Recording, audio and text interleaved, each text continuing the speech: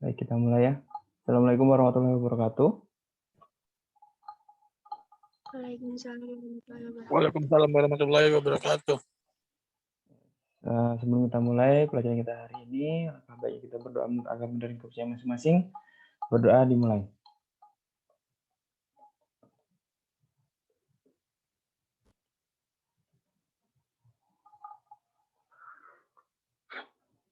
Amin amin ya rabbal alamin.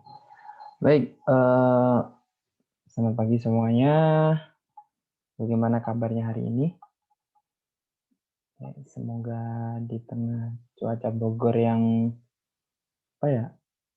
yang mendung, bahkan hujan ya barusan, itu kita masih semangat ya belajar. Ini kan apalagi menjelang puasa ya, kurang dari 1 minggu lagi lah kurang lebih kita puasa yang muslim gitu. Kita sambut puasa dengan semangat lah gitu.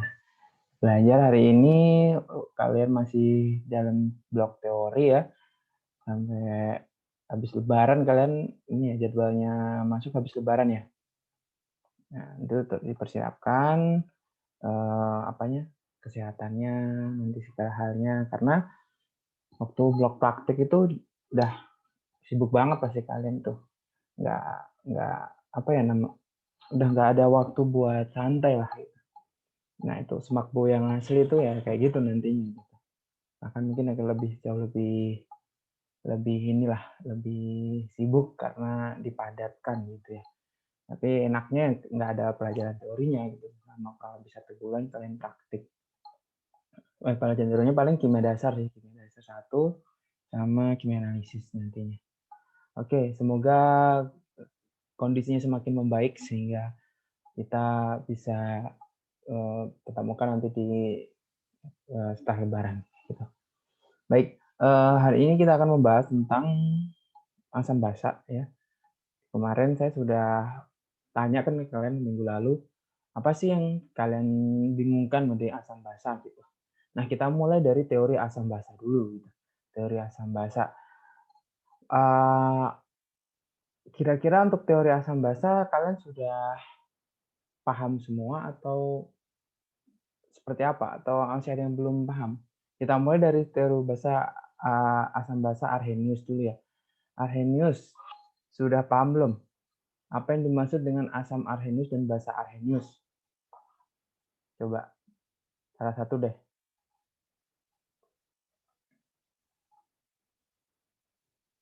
Siapa ya? 10.4 dulu deh, 10.4. Siapa?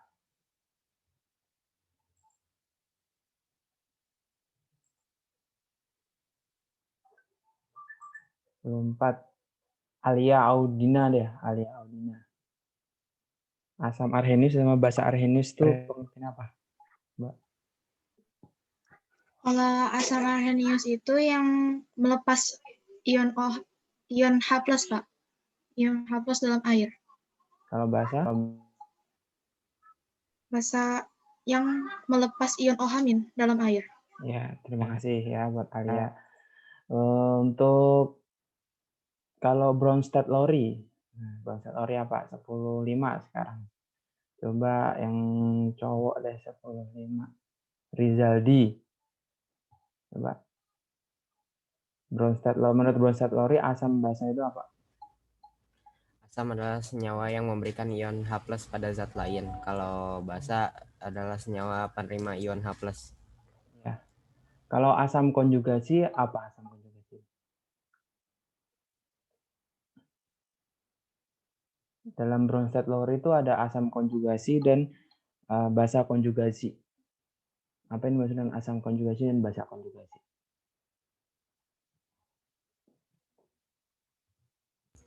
Kalau asam konjugasi asam yang melepas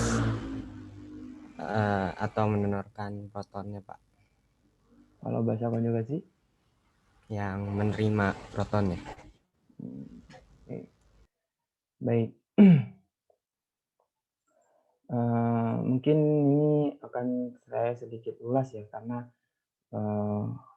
kemarin belum sempat dibahas. Sedikit lah ini. Nah, ini menurut Bronsted-Lowry ya. Menurut Bronsted-Lowry, asam basa itu asam adalah senyawa atau spesies yang mendonorkan proton atau H+, sedangkan basa adalah senyawa atau spesies yang aseptor proton atau H+. Nah, kenapa proton itu H+? Kenapa H+ itu disebut proton? Ada yang tahu jawabannya?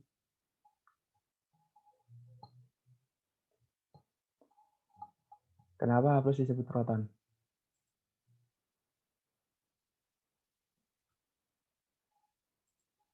Ya, siapa coba yang mau jawab?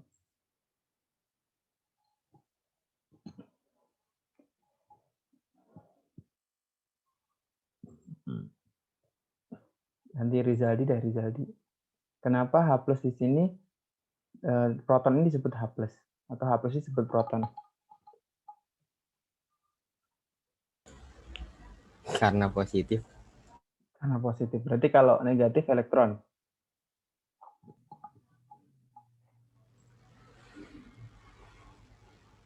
Nggak tahu, Pak. Tahu. Nah, saya jelaskan ini. Kenapa H+ disebut proton? Kalian kan sudah dijelaskan di kimia dasar 2 ya, bagaimana menentukan jumlah proton, elektron, dan neutron, benar? Nah, H itu nomor atomnya berapa? 1. 1. Terus nomor masanya? 1 juga. Nah, berarti jumlah protonnya berapa? H itu. H saja ya, bukan H+. Jumlah proton itu dilihat dari dari apa sih? Dari nomor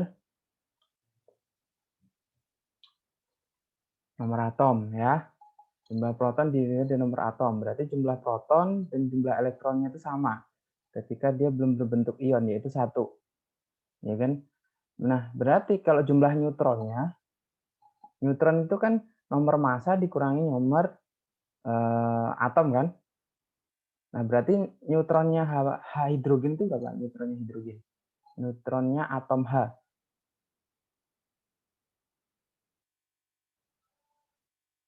Ada yang bisa jawab?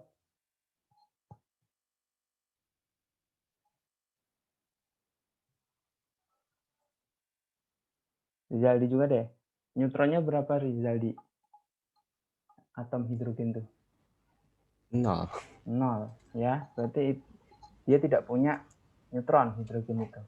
Nah, berarti kan dia hanya punya 1 proton dan 1 elektron. Nah, kalau dia H+, artinya H+ itu apa? Jadi mengion menjadi H+. Kenapa dia bisa jadi H+?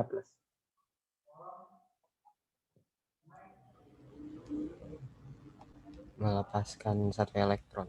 Melepas 1 elektron. Nah, tadi kan dia punya 1 proton dan 1 elektron. Berarti kalau dia melepas 1 elektron, berarti yang tersisa apa? Proton. Proton. Nah, H+ ini hanya memiliki proton, 1 proton saja. Tidak punya neutron, tidak punya elektron. Itulah kenapa dia H+ itu disebut sebagai proton. Ya udah, karena dia hanya 1 proton aja. Nggak punya elektron, nggak punya neutron. Gitu. Ya, itu alasannya kenapa H+ itu disebut proton. Nah, di sini asam adalah senyawa yang mendonorkan proton, sedangkan basa adalah senyawa yang menerima proton. Nah, misal dari reaksi seperti ini. Kalau Bronsted-Lowry itu melihat asam basanya itu dari satu reaksi ya. Jadi, misal reaksi seperti ini, HCl ditambah NH3 menjadi NH4Cl. Jadi ion NH4+ dan Cl-. Nah, lihat di sini, HCl. HCl itu sebelum reaksi, dia memiliki 1 H. Sedangkan setelah reaksi, dia hanya Cl- saja. Berarti dia mendonorkan 1 protonnya, benar? Mendonorkan hanya. Berarti HCl ini bertindak sebagai asam, ya. HCl ini bertindak sebagai asam. Nah, hasil dari hasilnya setelah dia mendonorkan, ini kan Cl-. Setelah dia mendonorkan, dia kehilangan hanya Cl-. Nah, Cl- ini bertindak sebagai basa konjugasi, gitu.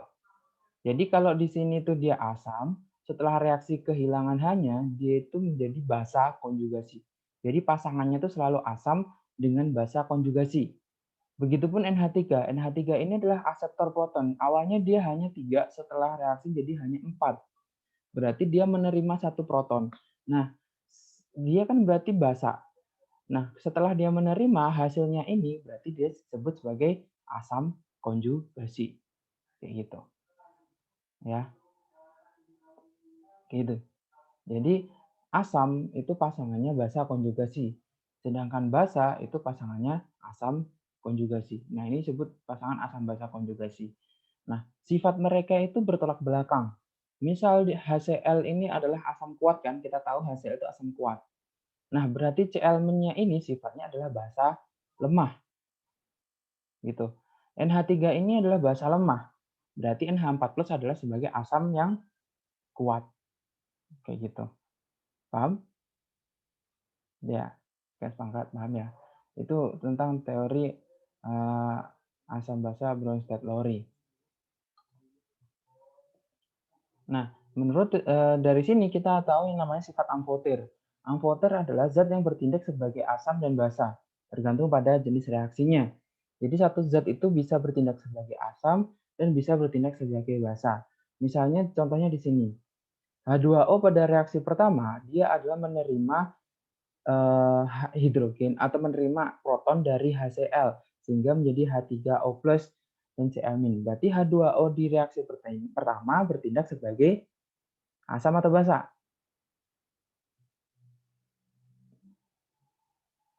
Basa. Basa, karena dia menerima. Sedangkan H2O pada reaksi kedua, dia awalnya jadi H2O, setelah reaksi jadi OH-, berarti dia kehilangan. Artinya dia mendonorkan 1 protonnya, berarti H2O di reaksi kedua bertindak sebagai asam. Nah, berarti di sini H2O ini bisa bertindak sebagai asam dan bisa bertindak sebagai basa. Nah, disitulah disebut sebagai dia amfoter, yaitu zat yang dapat bertindak sebagai asam dan zat yang bisa bertindak sebagai basa. Namun pada reaksi yang berbeda. Jadi tergantung pada reaksinya. Nah, zat amfoter ini dia akan bertindak sebagai asam ketika dia bereaksi dengan sesuatu atau zat yang lebih basa. Begitupun sebaliknya, dia akan bertindak sebagai basa berarti ketika dia bereaksi dengan sesuatu yang lebih asam. Kayak gitu ya.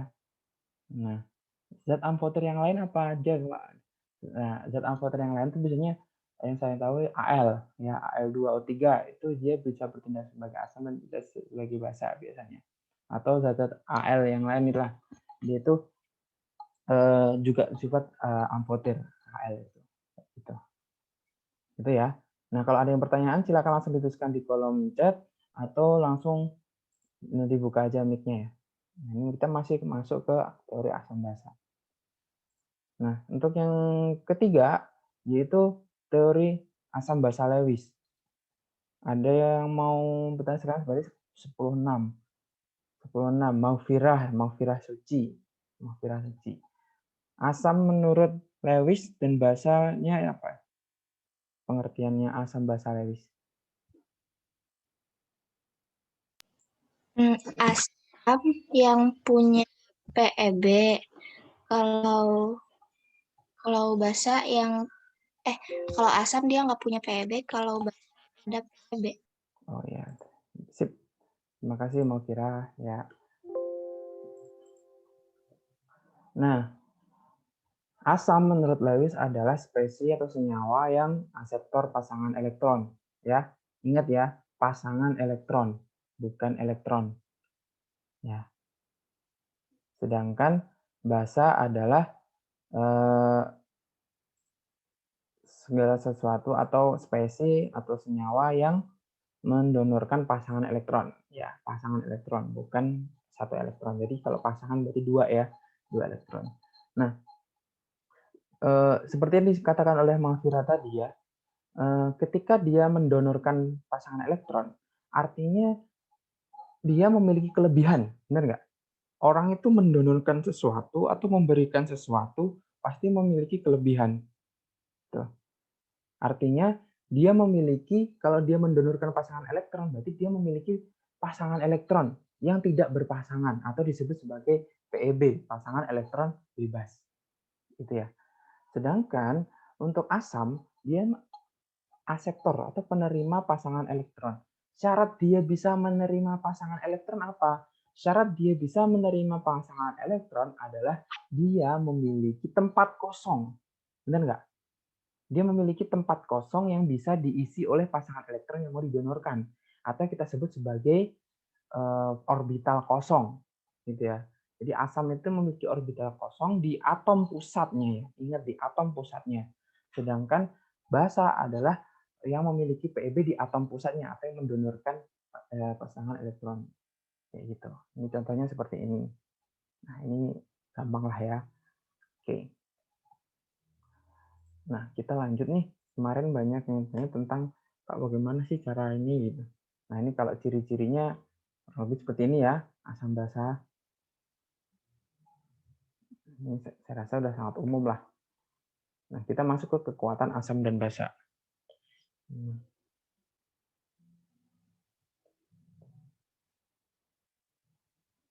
Nah, masuk ke kekuatan asam basa. Kemarin banyak yang tanya tentang, Pak, derajat ionisasi itu apa sih? Derajat ionisasi itu apa? Derajat ionisasi atau derajat disosiasi. Saya rasa kalian sudah dijelaskan lebih dulu, belum di kesetimbangan ada alfa. Udah apa belum? Tentang alfa. Nah, mungkin udah ya, atau mungkin belum, saya juga kurang tahu lah.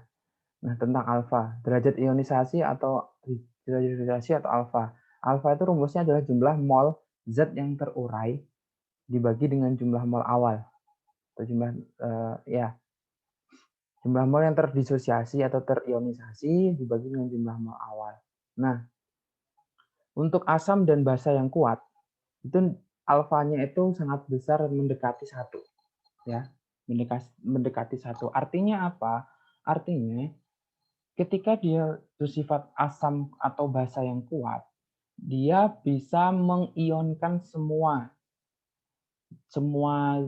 zat yang ada di dalam dirinya. Misal HCl. HCl itu ketika dalam larutan, dia akan mengion seluruhnya menjadi H+ dan Cl-. Gitu. Jadi jumlah ion yang mengurai itu sama dengan jumlah mol awalnya.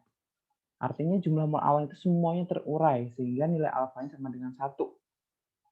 Sedangkan asam atau basa yang lemah, nilai alfanya itu dari 0 sampai 1. Semakin dia kecil nilai alfanya, berarti dia semakin lemah. Ya. Sedangkan semakin besar nilai alfanya, dia akan semakin kuat. Gitu. Ya. Jadi nilai maksimal alfa itu 1. Nanti jangan sampai tentukan nilai alfa. Kalian nulisnya 25, 12 gitu ya.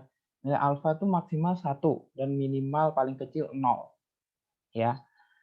Jadi kalau asam atau basa lemah itu dia tidak mengurai secara sempurna. Misal CH3COH atau asam asetat.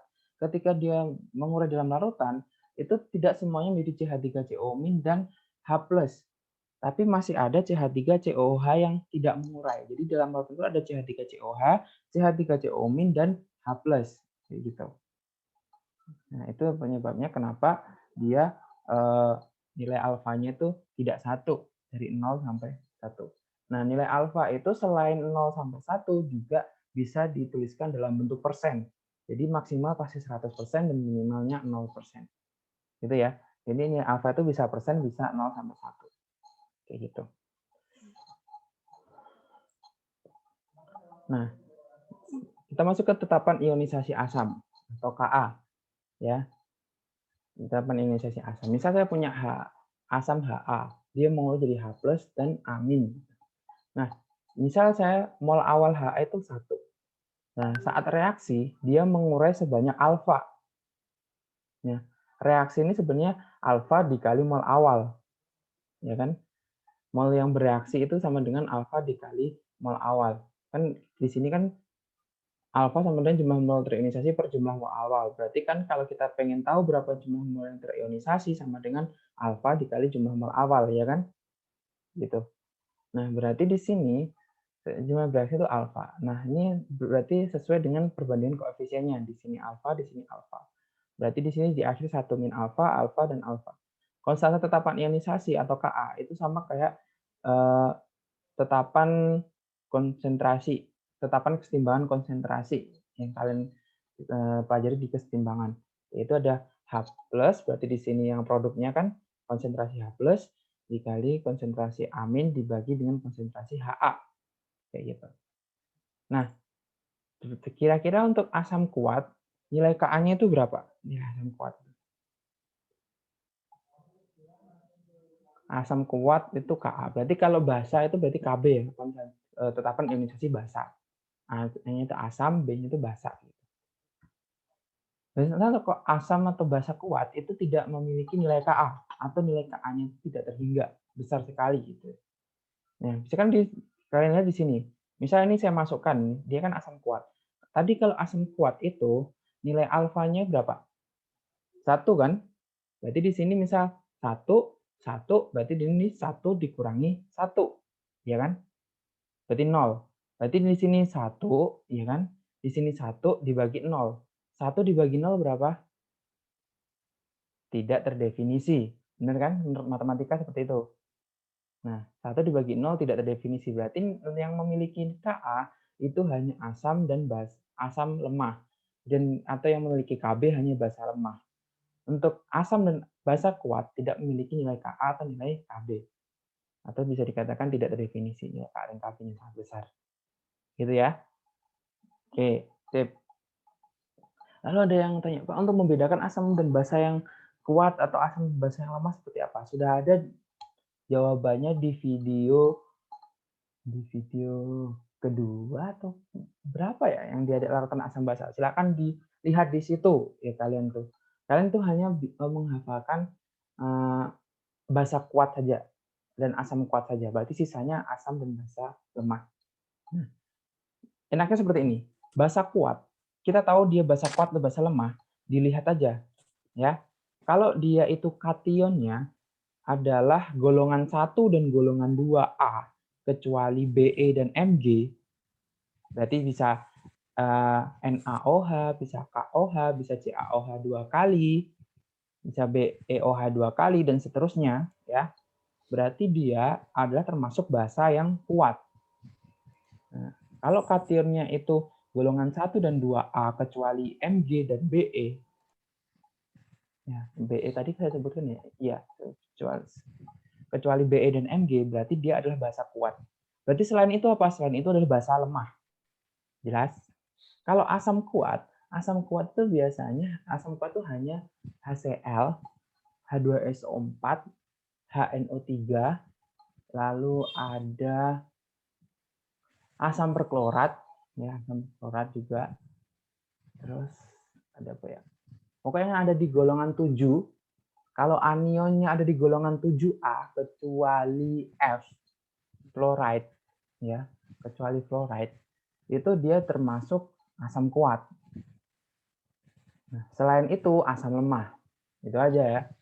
Selain itu asam lemah kayak asam format, asam asetat, asam apa lagi, asam fosfat dan sebagainya, itu termasuk asam lemah. Yang kalian hafalkan hanya asam dan basa kuat aja karena dia jumlahnya sedikit. Berarti sisanya itu apa? Sisanya ya asam dan basa lemah. Itu aja ya. Itu untuk membedakan dia asam atau basa lemah. Kalau misalnya disebutkan nilai Ka, ya udah, berarti nilai kalau dia punya Ka berarti dia lemah. Kalau nggak punya berarti kuat.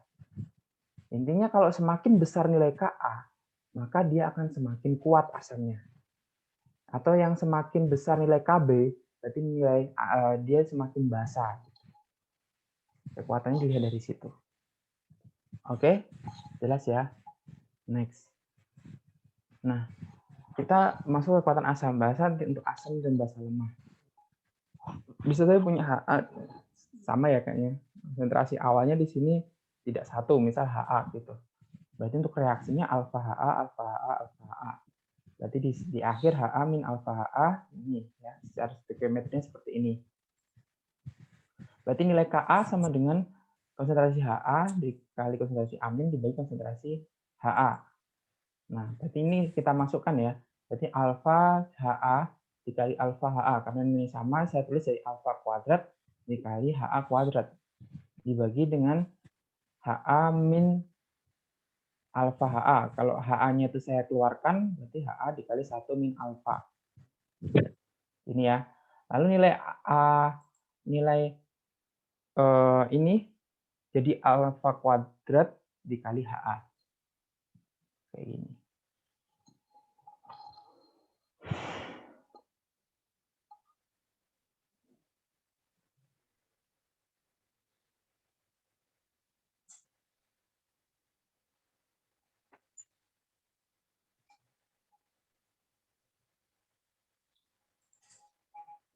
Nah, nilai alfa berarti sama dengan akar dari KA dibagi HA.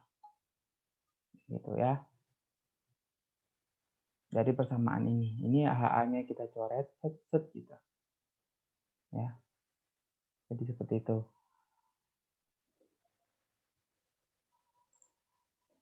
Berarti di sini kalau kita nyari H plusnya berapa gitu ya.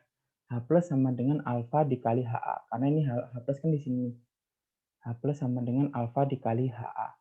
Kalau OH min berarti alfa dikali BOH. Dimana untuk mencari pH itu ini atau rumus yang lain. H plus untuk Ka asam lemah itu akar Ka dibagi Ha dikali Ha. Karena alfa ini sama dengan ini. Akar Ka dibagi Ha. Ya. Kayak gitu ya. Ini untuk rumus untuk asam lemah. Nanti untuk nilai cari pH, tinggal pH sama dengan min log H plus atau POH sama dengan min log OH min. Gitu.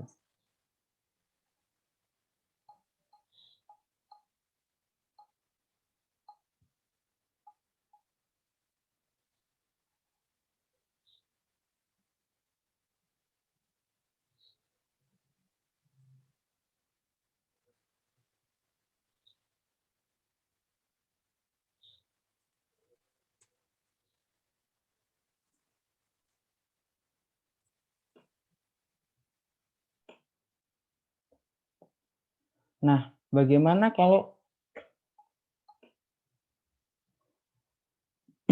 dia bentuknya kuat, asam atau basa yang kuat gitu. Kalau asam dan basa yang kuat, tadi kan berarti dia mengurai semuanya gitu. Mengurai semuanya atau nilai alfanya itu sama dengan 1. Nah, ini berarti habis ini berarti. HA dikurangi HA habis. Ini berarti nilainya HA, ini nilainya HA gitu kan. H plus berarti nilai alfa HA.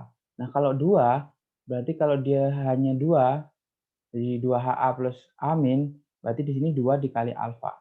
Berarti jumlah H plus itu tergantung dengan valensinya ya. Valensinya. Valensi dikali molaritasnya atau konsentrasi H plusnya. Konsentrasi HA-nya, sorry, atau H2A-nya. Sedangkan OH min valensi dikali massa molaritas, sorry. Nah, ini untuk yang asam atau basa kuat gitu. Jadi gampang banget ya untuk asam atau basa kuat ini nilai valensi nilai H plus atau OH min itu kalau bisa dibilang rumusnya sama kayak normalitas. Ya, sama kayak normalitas. Lalu untuk asam dan basa kuat. Tapi kalau asam dan basa lemah itu tinggal H plusnya alfa HA atau akar Ka dikali HA gitu. Nah, untuk rumus ini ya samalah ya. pH sama dengan min log H plus, sedangkan POH min log OH min, pH sama dengan pH plus POH sama dengan 14. Berarti nanti kalau basa diketahui pH-nya itu jangan dicari H plusnya karena nggak ada. Gitu. Pasti nyari OH min-nya. OH min-nya didapat dari POH-nya. Kayak gitu ya. Gitu.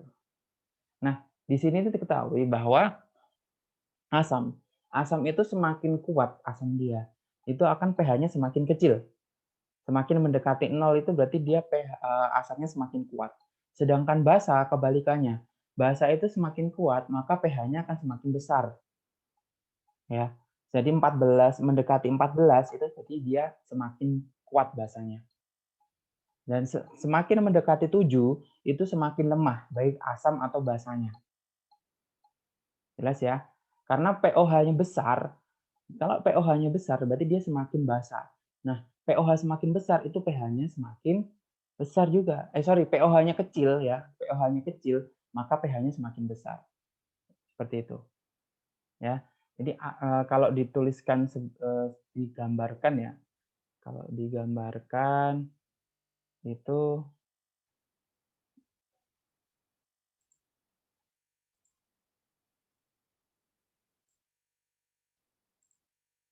nah kalau digambarkan ini misal dari 0 di sini 14 gitu. Terus di sini 7. Nah, kan kurang dari 7 di sini itu kan asam. Ya kan? Nah, sedangkan di sini tuh basa yang 7 sampai 14, ya kan? Nah, semakin ke sana, semakin mendekati 0, itu nilai pH-nya itu kecil, ya kan? Itu berarti asamnya semakin asam kuat. Semakin ke sana dia semakin kuat. Berarti semakin ke sana nilai pOH-nya semakin kecil. Ini kan pH ya, pH. Berarti di sini basanya semakin basa kuat. Gitu, ya. Berarti kalau dia semakin mendekati 7, berarti dia di asam lemah atau basa lemah. Gitu ya. Bisa dimengerti? Nah, ini untuk pH. Sedangkan untuk pOH tinggal dibalik aja ya. Kalau dia pOH diginiin 1, di sini 14, di sini 7. Berarti kalau ke sini dia itu basa kuat, kalau ke sini asam kuat. Kalau dilihatnya pOH-nya. Jelas ya? Itu. Ini kalau dilihatnya pOH-nya. Gitu. Oke?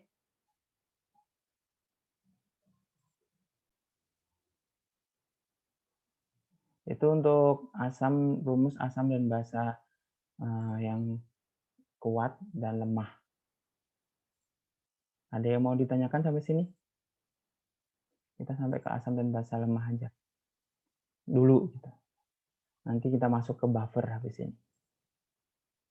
Untuk asam dan basa, untuk menentukan pH, ada yang mau ditanyakan?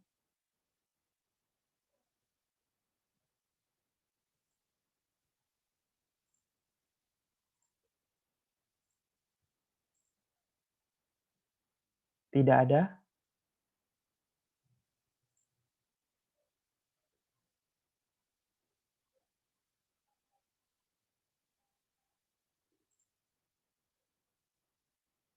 Baik, kalau tidak ada, kita latihan ya. Kita latihan. Ngerti nggak? Gitu. Karena kemarin tuh banyak yang bilang, Pak, ini gimana cara asam dan basa kuat? Bagaimana nilai alfa? Bagaimana nyari nilai Ka gitu ya. Banyak juga yang seperti itu. Oke, sekarang kita latihan soal.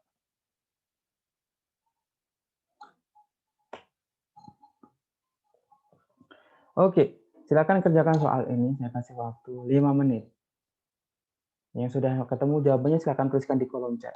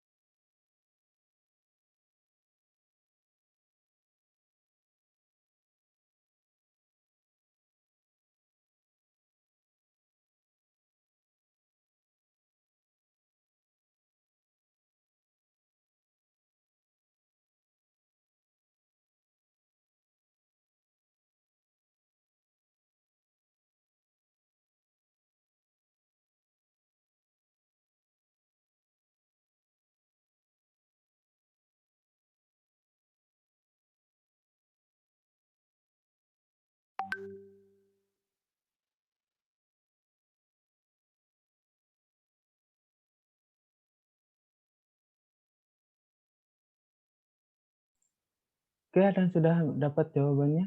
Kita lihat di chat ya. Kezia, Anabel, 160 bukan Pak KB-nya. Oke, dapat satu jawaban dari Kezia, 160. Nah, coba yang lainnya. Derajat ionisasinya berapa, Kezia? Belum Pak lagi ngitung. Oke.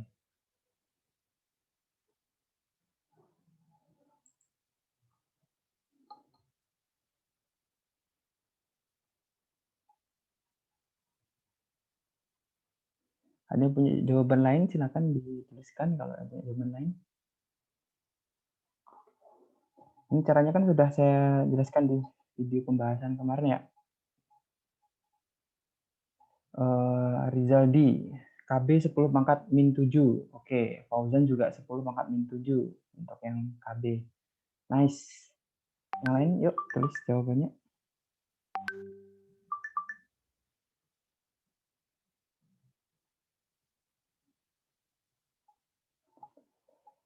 Melani. KB-nya 10 pangkat min 7, derajat ionisasinya 10 pangkat min 3. Oke, mantap.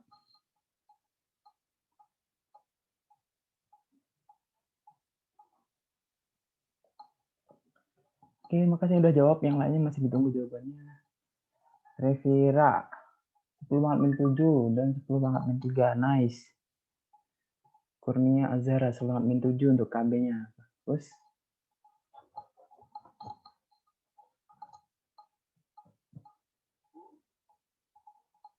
yang lainnya masih ditunggu jawabannya.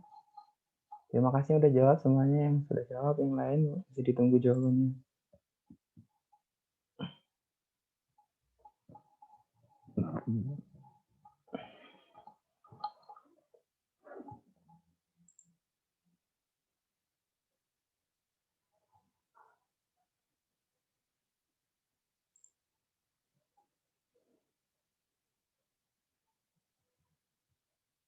Dimas 10 pangkat min 7 untuk yang KB, untuk yang alfanya 10 pangkat min 3. Oke. Adelia 10 pangkat min 10 pangkat 3. Oke, sip. Mantap. Senang saya kalau banyak yang jawab. Nanti lancar semuanya. Lain kali kalau mau ini siapin kalkulator ya, biar gampang gitu.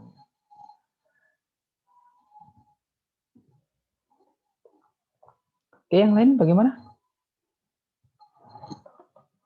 Ceda 10 pangkat min 7, derajat ionisasi 10 pangkat min 3. Adelia 10 pangkat min 7, 10 pangkat min 3. Oke. Alia 10 pangkat min 7. KB-nya Diva 10 pangkat min 7, 10 pangkat min 3. Oke, sip. Kita coba bahas ya. Baik. Di sini diketahui bahwa pH-nya 10. Nah, karena dia sifatnya basa, berarti kita harus cari pOH-nya, bukan pH-nya ya. Karena dia basa. Basa itu nggak ada yang bisa kita cari pOH-nya. Nah, berarti pOH-nya berapa? pOH-nya sama dengan 14 dikurangi 10. Sama dengan 4. Ya kan? pOH-nya 4. Nah, setelah kita ketemu pOH-nya, berarti kita bisa cari OH-nya. Ya. OH-nya, pOH sama dengan min log OH-. Nah, pOH-nya kan 4, berarti min log OH-. Nah, OH-nya berapa? Gampangnya seperti ini ya guys. Kalian nggak usah bingung, nggak usah pakai kalkulator bisa. Misal cari pOH, cari pOH-nya. Kalau pH-nya di sini misal ya, di sini kan, di sini 4 ya. Berarti pOH-nya misal 4, berarti OH-nya berapa? 10 pangkat min 4. Jelas? Ya. Misal pH-nya 3, berarti pH-nya 3, berarti H plusnya berapa? 10 pangkat min 3. pH-nya 2,9, berarti H plusnya berapa? 10 pangkat min 2,9. Gitu aja, tulis gitu aja. Ya, gampang. Secara aturan logaritma seperti itu. Misal pH-nya 11, berarti pOH-nya 3, berarti OH-nya 10 pangkat min 3. Gitu ya. Nah, seperti itu. Nah, setelah ketemu OH-nya, kan kita ketahui rumus bahwa OH- sama dengan akar KB dikali M. Tadi kan ini kan, OH- sama dengan akar KB dikali M. Nah, OH-nya adalah 10 pangkat min 4. Sedangkan KB yang kita cari, M-nya adalah 0,1. Ini kan. Nah, ini agar akarnya hilang, berarti yang sisi kiri kita pangkat 2, yang sisi kanan kita pangkat 2. Nah, 10 pangkat min 4 dipangkatkan 2 adalah 10 pangkat min 8. Ya kan? Sama dengan KB dikali 10 pangkat min 1. Ini kalau dipangkatkan 2, akarnya hilang. Ya kan? Berarti KB sama dengan 10 pangkat min 8 dikurangi 1. KB-nya adalah 10 pangkat min 7. Tuh. Ya. Jadi KB-nya adalah 10 pangkat min 7. Tadi jawabannya udah benar semua ya. Bagus, mantap. Dengan A. Untuk yang B, berapa derajat ionisasinya? Kita ketahui bersama bahwa nilai alfa tadi adalah akar KB dibagi M. Ya kan? Kita tinggal masukkan aja 10 pangkat min 7. Akar 10 pangkat min 7 dibagi 10 pangkat min 1. Jadi akar 10 pangkat min 6 sama dengan 10 pangkat min 3. Kayak gitu. Ya. Atau pakai cara yang lain, rumus yang kedua. OH- sama dengan OH- sama dengan alfa dikali M. Ya kan? OH-nya udah diketahui 10 pangkat min 4, M-nya udah diketahui 0,1. Berarti ya tinggal alfa sama dengan 10 pangkat min 4 dibagi 10 pangkat min 1 sama dengan 10 pangkat min 3. Kalian bisa pilih cara mana yang paling gampang. Bisa pakai cara ini atau pakai cara ini. Jawabannya sama. Oke? Oke, terima kasih buat yang udah jawab. Semua jawabannya benar. Ada 10 pangkat min 7 dan 10 pangkat min 3. Mantap. Ada yang nanyakan dari sini?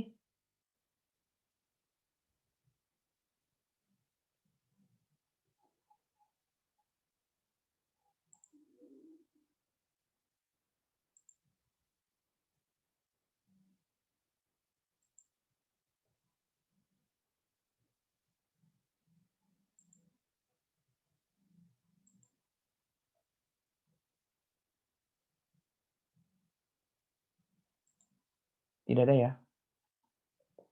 Oke, nanti silakan nyalin sendiri, bisa di screenshot dulu atau nanti jadi videonya saja. Nanti kan saya rekam ini pertemuan hari ini. Oke. Next. Soal selanjutnya. Pak yang cari MR dong ya, Pak yang cari MR. Nih, saya kasih tahu yang cari MR. Silakan dikerjakan, saya kasih atur 5 menit.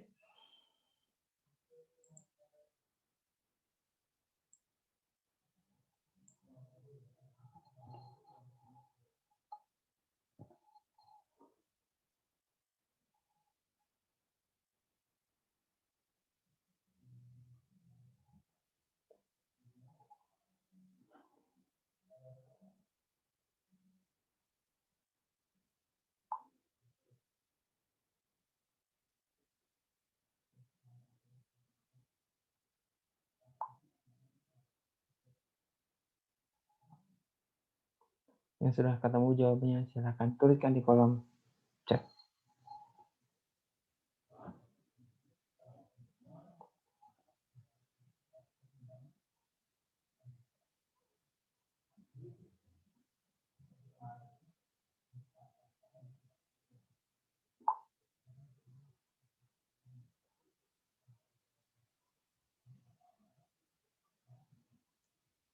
Silakan dituliskan di kolom chat. Tidak perlu takut salah.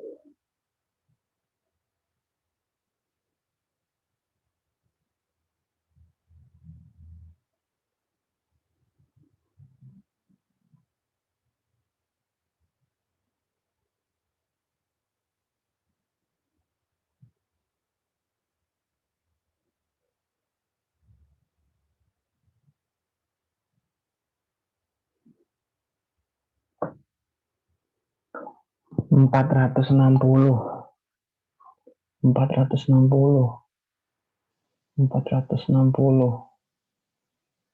Wih, semua 460.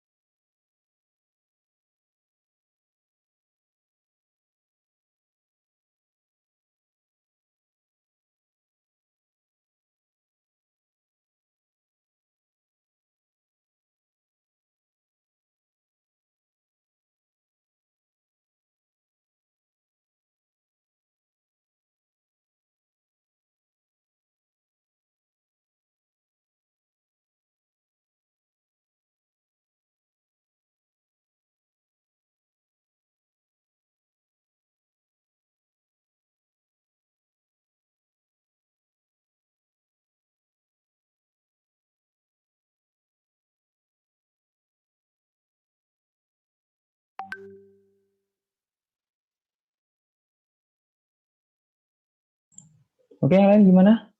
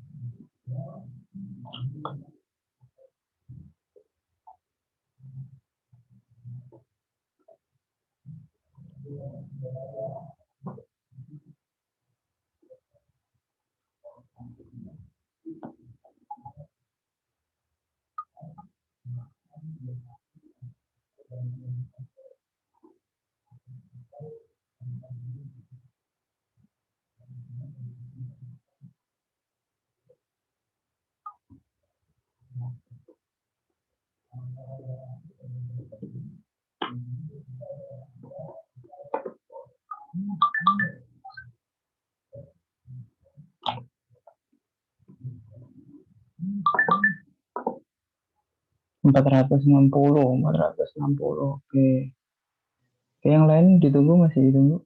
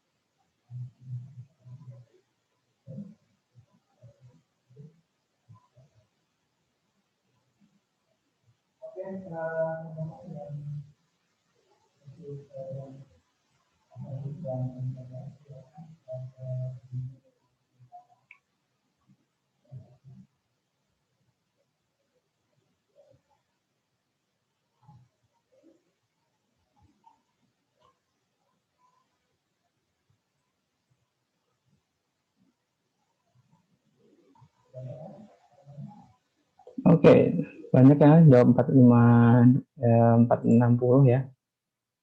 Hampir semuanya kayaknya.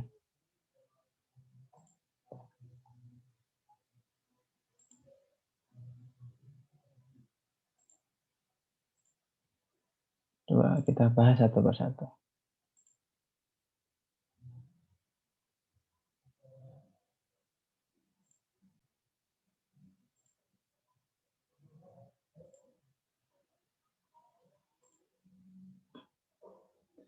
Oke.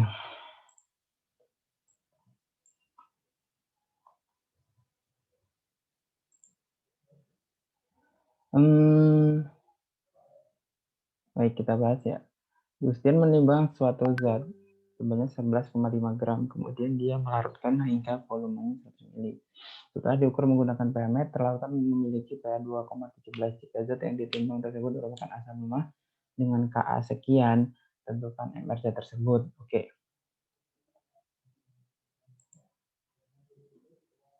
Nah, sini kan diketahui bahwa dia asam lemah dengan pH 2,17. Berarti kalau diketahui pH-nya, kita langsung cari pH-nya, H plusnya saja ya. Berarti di sini pH sama dengan log H plusnya sama dengan 10 pangkat min 2,17. Oke, dari sini. Nah, dengan dia asam lemah, maka H plus untuk asam lemah itu sama dengan akar Ka dikali Mx. X-nya itu saya ini Zx itu ya. Zx-nya itu apa gitu. Lalu kita masukkan angkanya saja. 10 pangkat 2,17 sama dengan akar 1,8 kali 10 pangkat min 4 dikali Mx. Nah, lalu dipangkatkan 2 masing-masing ya. Jadi 4,34, 10 pangkat min 4,34 sama dengan 1,8 kali 10 pangkat min 4. Gitu kan? Nah, berarti M sama dengan 10 pangkat min 4,34 dibagi 1,8 kali 10 pangkat min 4. Ketemu MX-nya adalah 5,56 kali 10 pangkat min 1,34. Nah, kurang lebih seperti ini.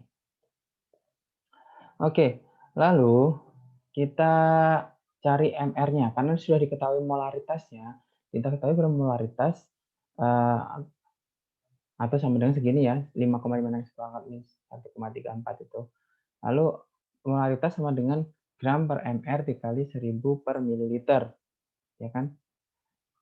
Kita masukkan angkanya 11,5 dikali 1000 per 100, 0,254 mx-nya. Jadi mrx sama dengan 11,5 dikali 1000 per 100 dikali 1 per 0,254. Ketemu mrx-nya 452. Nah, kurang lebih seperti ini. Atau ya kalau mungkin 460 tadi hanya beda di pembulatannya. Oke lah, dibenarkan lah ya, dibenarkan. Dianggap benar. Mungkin saya salah ngitungnya di mana ini saya juga kurang tahu. Tapi 460 yang penting caranya seperti ini. 460 ini apa kira-kira? Nah, kita nggak tahu nih kalau kalian sedang analis itu misalnya ada tugas nih soal analisis ini, ya udah dikerjakan sesuai prosedur tanpa kita pengen tahu ini tuh apa gitu. Kalau kita tahu itu tuh apa zatnya gitu, ya udah ngapain kita capek-capek ngitung MR-nya, tinggal aja dihitung MR-nya itu apa gitu. Tapi kalau soal analisis itu pekerjaannya suruh nyari MR-nya aja, ya udah kerjain suruh nyari MR-nya aja. Kecuali nanti di soalnya tentukan MR-nya dan tentukan apa zat tersebut. Nah, baru kita mengira-ngira apa zat tersebut. Tapi kalau hanya menentukan MR-nya saja, ya udah tentukan MR-nya saja. Karena itu seorang analis harus spesifik maunya apa. Gitu. Kalau MR-nya aja, ya udah MR-nya aja. Kalau kadarnya aja, ya udah kadarnya aja. Gitu ya. Kurang lebih seperti inilah caranya ya. Ada yang ditanyakan dari sini? Monggo.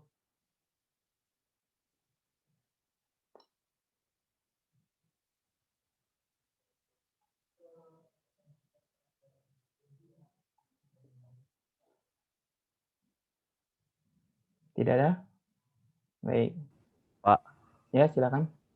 izin bertanya Pak, kalau Silakan. pembulatan molaritas itu harus 3 angka di belakang koma ya?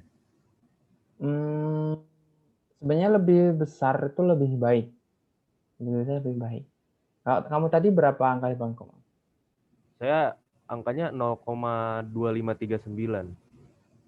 Terus hasilnya 0,25. 452, berapa gitu.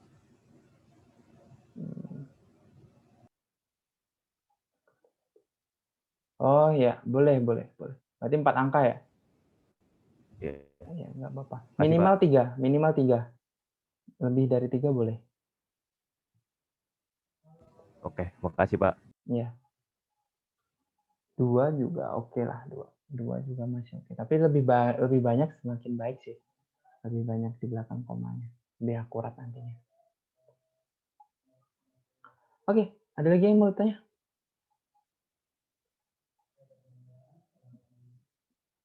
Tidak ada? Baik. Next.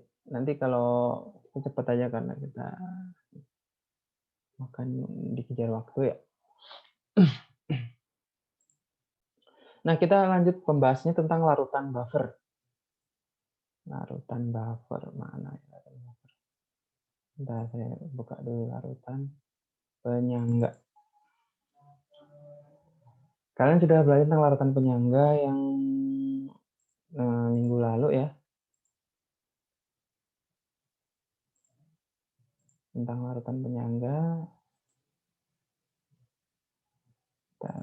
Saya share screen dulu.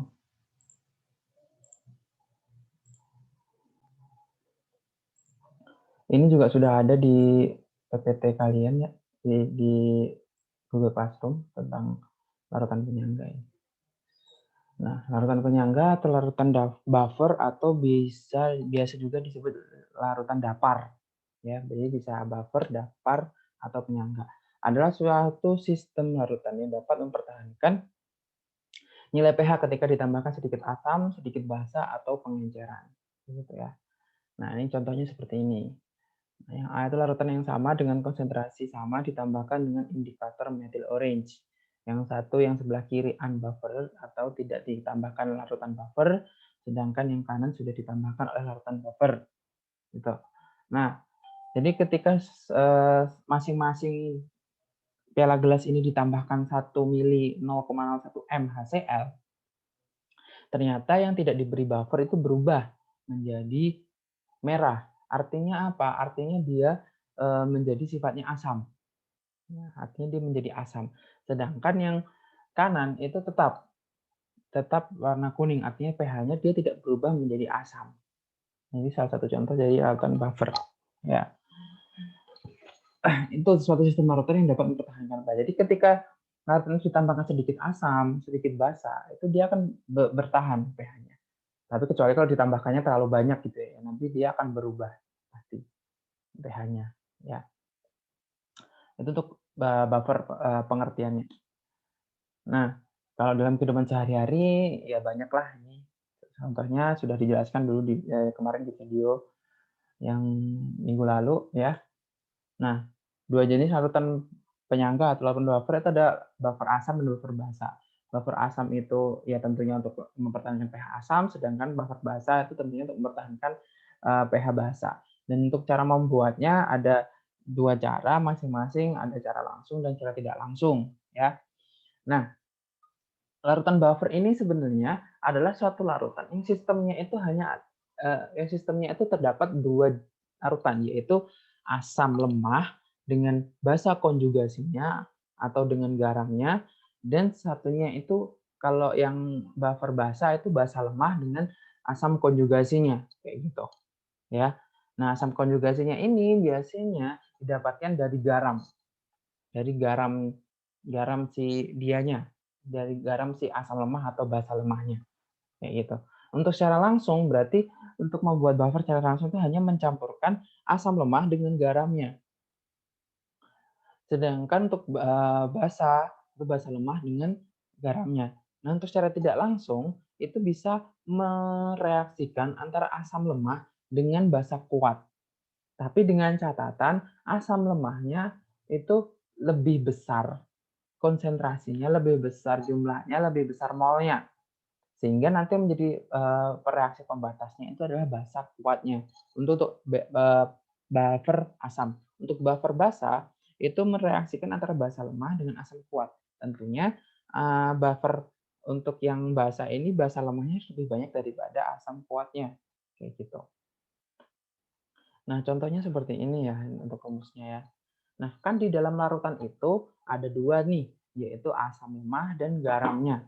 Gitu ya. Di sini saya pakai contoh CH3COH. Apakah hanya CH3COH gitu? Tidak. Nah, kenapa contohnya kemarin soalnya selalu CH3COH, Pak, gitu ya. Kenapa seperti itu? Karena yang paling gampang. Nah, yang paling gampang, yang paling sering kalian temukan itu asam asetat ya. Asam asetat itu sekitar pH 5 kalau nggak salah. Setahu saya 4 sampai 5 lah buffernya. Kenapa? Karena nilai Ka-nya asam asetat itu sekitar 5, 10 pangkat mili. Jadi kurang lebih buffernya itu pasti nanti sekitar 10 pangkat mili, sekitar 5. Jadi kalau kita pengen cari buffer pH yang lain, misal pH 10 atau pH 5 atau pH 2 dan sebagainya, nanti asam yang digunakan pasti beda. Kayak gitu ya.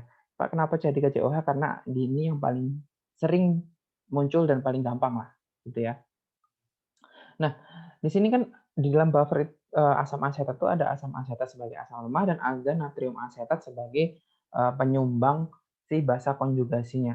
Nah, ketika dia mengurai, karena dia asam lemah, asam asetat itu tidak mengurai secara sempurna. Hanya CH3COH mengurai menjadi CH3COmin dan H+, dan ada sebagian CH3COH yang tidak mengurai.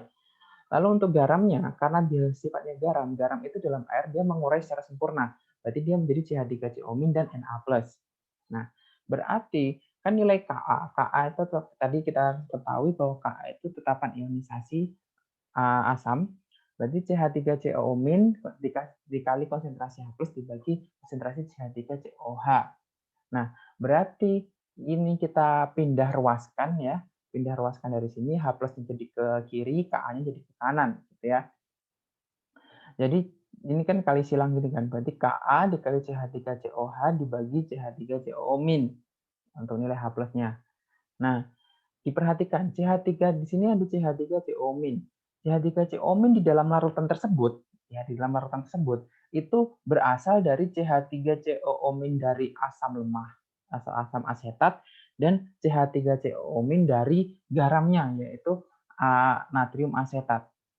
Tentunya karena si asam lemah ini tidak mengurai secara sempurna, sedangkan garam itu mengurai secara sempurna, tentunya konsentrasi CH3COmin dari garam itu jauh lebih besar daripada CH3COmin dari asam lemah. Karena mereka dalam satu larutan tentunya dijumlahkan kan dong jumlahnya, ya kan? Karena dijumlahkan jumlahnya dan ini tuh jauh lebih kecil daripada yang ini, yang dari garam, maka CH3COmin dari asam itu bisa diabaikan. Ya, karena kalau dijumlahkan misal 1 ditambahkan 0,0001, berarti kan nanti 1,0001. Ya kan bisa diabaikan lah yang 0,1-nya itu tadi. Sehingga CH3COmin itu berasal dari garam ini atau basa konjugasinya. Ya, basa konjugasinya. Nah, karena sistem larutan itu maka volumenya sama. Di sini misal volumenya 100, pasti di sini juga 100 karena dalam satu larutan yang sama. Sehingga bisa dituliskan rumusnya menjadi H+ sama dengan Ka dikali mol asamnya dibagi dengan mol basa konjugasinya. Gitu. Untuk dan pH sama dengan log H+. Gitu ya. Untuk yang basa sama aja kasusnya. Ya. Kenapa yang dipakai amonium klorida dan amonia Pak? Oke. Kemarin ada yang tanya juga gini, Pak, amonia dan sebenarnya amonia itu NH3 atau NH4OH gitu ya. Nah, saya jelaskan nih. Sebenarnya saya juga dapat ini tuh dari Smakbo. Kalau saya dulu belajar ya amonia itu NH3 gitu ya. Kalau NH4OH itu amonium hidroksida. Nah, tapi istilah seorang analis gitu ya, amoniak gitu. Amoniak ya. Itu NH3. Kalau ada K-nya ya, amoniak itu NH3. Tapi kalau NH4OH itu berarti amonia saja. Nggak ada K-nya. Nggak amoniak. Kalau amoniak ada K-nya itu berarti NH3. Nah, sedangkan kalau amonia itu NH4OH. Gitu ya.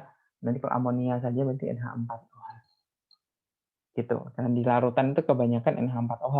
Kalau NH3 itu kebanyakan dia bentuknya gas kalau NH3 itu. Kalau dia larutan cair biasanya NH4OH. Gitu ya. Oke. Nah, di sini caranya sama karena NH4 plus dari NH4Cl sebagai basa konjugasi dari garamnya itu jumlahnya lebih besar daripada NH4 dari NH4 plus dari NH4OH, maka dia menggantikan, bisa dianggap tidak ada. Itu maka rumusnya seperti ini. Kayak gitu. Ini untuk mencari pH larutan penyangga ya. Nanti itu untuk larutan penyangga bisa kan jadi kalian disuruh bikin larutan penyangganya atau disuruh menghitung pH-nya. Gitu. Oke, ini yang latihan soal yang minggu lalu juga kurang lebih seperti ini. Saya lihat juga banyak yang sudah bisa ya, yang sudah bisa. Dari jawabannya dari sini mungkin ada yang mau ditanyakan?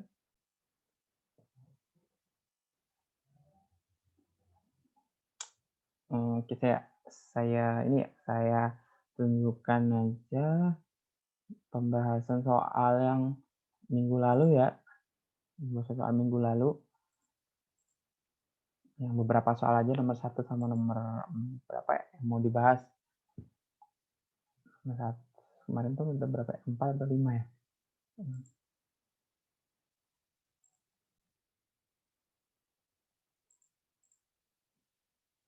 Duh, kok ini sih? Salah.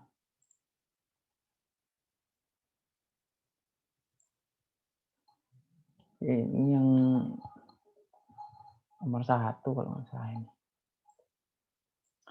Berapa pH suatu larutan yang mengandung natrium asetat 0,1 m dan asam asetat 0,4 m jika Ka asam asetatnya 10 pangkat min 5. Nah, di sini adalah suatu larutan buffer yang terdiri dari natrium asetat 0,1 m sebagai garam dan asam asetat sebagai asam lemahnya. Tentunya di sini natrium asetat itu penyumbang basa konjugasi dari asam asetat, ya. Nih, ada 2 larutan, yaitu larutan garam dan larutan asam lemah. Nah, ini pasti akan membentuk buffer gitu, atau larutan penyangga. Nah, kita ketahui bahwa rumus H+ untuk buffer itu adalah Ka dikali mol basa dibagi mol basa konjugasinya, mol asamnya itu dari CH3COH, karena di sini tidak diketahui volumenya, hanya diketahui konsentrasinya, maka bisa langsung dimasukkan konsentrasinya. Ya, langsung kita masukkan 10 pangkat min 5 dikali 4 dikali 10 pangkat min 2, 0,04 ini saya bentuk jadi 4 kali 10 pangkat min 2, dan 0,1 saya tulis jadi 10 pangkat min 1. Biar gampang hitungnya. Sehingga nilai H+ sama dengan 4 kali 10 pangkat min 6.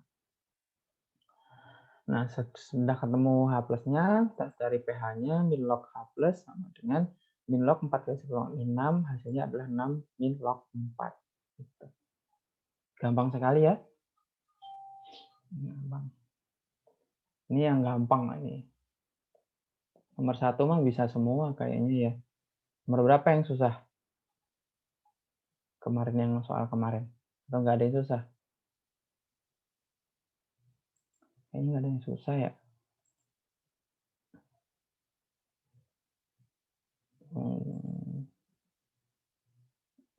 Sinilah, mungkin di nomor inilah yang cukup lebih susah lah.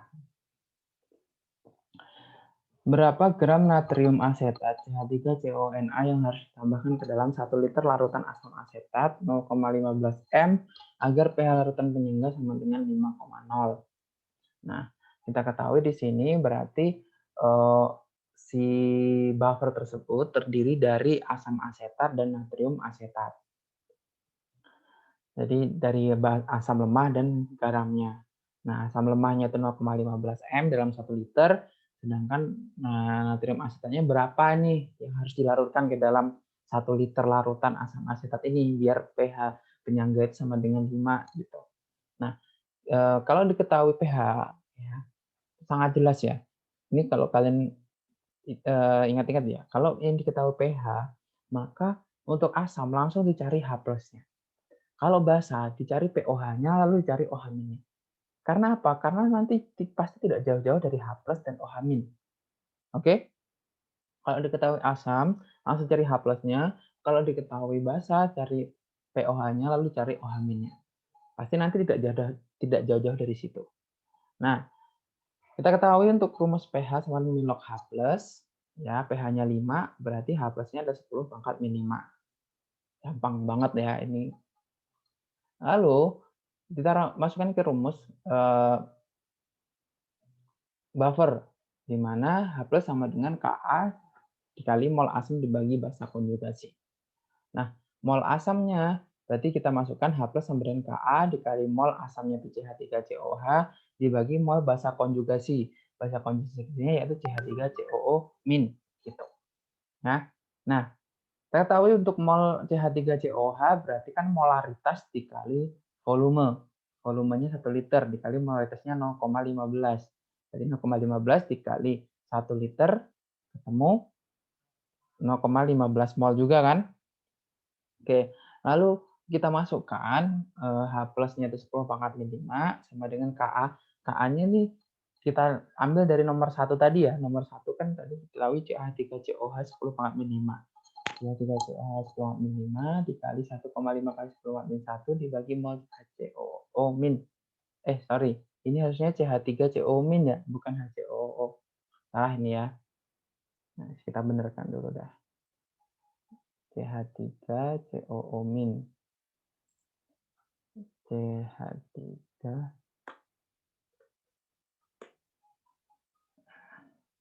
dah.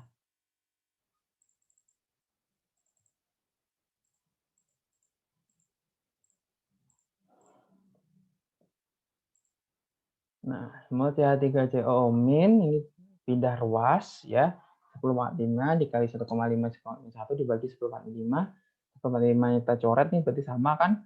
Ketemu molnya adalah 1,5 kali 10 pangkat 1 untuk CH3CO min. Nah, yang ditanyakan adalah CH3CONA bukan CH3CO min. Nah, CH3CONA ini kan mengurangi jadi CH3CO min ditambah Na plus. Diketahui CH3CO min-nya 1,5 kali 10 pangkat 1 atau 0,15 mol. Nah, ini tinggal kita gunakan perbandingan koefisien aja gitu. Ini kan koefisiennya satu semua. Berarti si CH3CONA-nya pasti juga 0,15 mol. Karena garam itu kan mengurai sempurna gitu, sesuai dengan koefisiennya. Nah, berarti ini koefisien 1 berarti ini sama konsentrasinya. Berarti tinggal untuk mencari mol berapa massa CH3CONA berarti molnya CH3CONA dikali MR. Itu 0,15 dikali MR-nya kalau nggak salah 82 ya. Ketemu 12,3 gram. Kayak gitu. Oke. Itu aja mungkin dari saya. Ada yang mau ditanyakan sampai sini? Saya rasa itu yang kemarin banyak ditanyakan tentang menghitung MR, terus menghitung pH, lalu buffer gitu. Terus ada yang tanya gini kalau nggak salah. Pak, buffer itu bisa rusak nggak gitu? Kenapa dia bisa rusak gitu? Nah, buffer juga bisa rusak seperti larutan yang lainnya ya. Penyebabnya apa? Penyebabnya ya beraneka ragam. Ada luarsa bahannya karena mungkin ada jamurnya atau terlalu sering kontak dengan udara, dan di udara itu ada mikroorganisme atau apa yang menyebabkan dia jatuh dan berkembang biak di larutan tersebut. Oke, bisa aja buah jamur berarti itu sudah rusak, atau dia menguap itu karena dipanaskan atau apa, dia bisa menguap sehingga merusak sistem buffernya. Ada yang menguap, dan ya itu kalau sudah misal berubah warna, biasanya bisa tumbuh jamur atau muncul bau yang tidak seharusnya gitu. Itu berarti dia sudah rusak. Misalnya kayak amonnya kan bau banget. Tiba-tiba dia nggak bau gitu. Oh berarti dia udah rusak. Kayak gitu ya. Ciri-cirinya itu larutan rusak. Atau awalnya harusnya dia tidak berbau, jadi berbau. Berarti dia juga rusak. Kayak gitu. Oke. Sampai sini ada yang mau ditanyakan?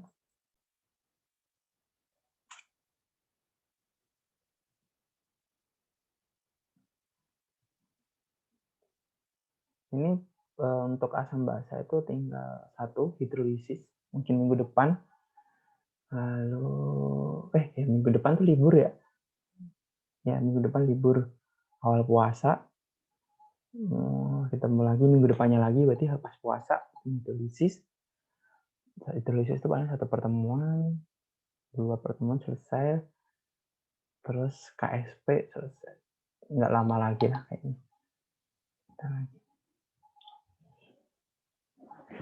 Oke, ada yang mau bertanya sampai sini?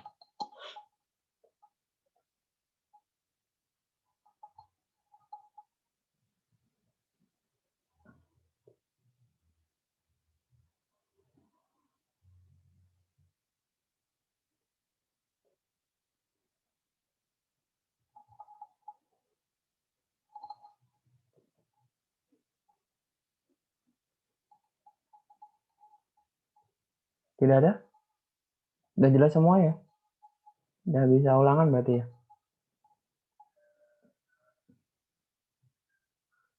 Ya, kalau udah jelas semua berarti nanti mungkin kita jadikan satu aja ulangannya antara asam basa dengan buffer dengan hidrolisis karena semuanya berkaitan dengan pH gitu. Nanti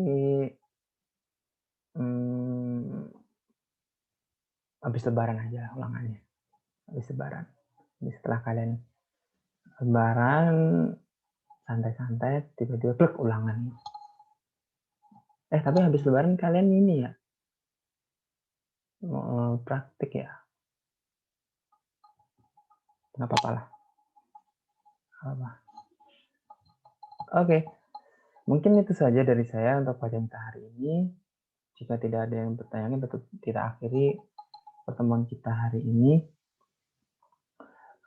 Semoga apa yang saya sampaikan dia manfaat bagi kita semua dan semakin paham. Kalau belum paham silahkan tanya lagi ke saya juga nggak apa-apa. Nanti rekaman juga ini akan saya share di Google Classroom kalian. Itu saja dari saya. Kita berdoa, kita tutup dengan doa menurut agama dan kepercayaan masing-masing agar ilmu yang kita dapatkan pagi ini bermanfaat bagi kita semuanya. Berdoa dimulai.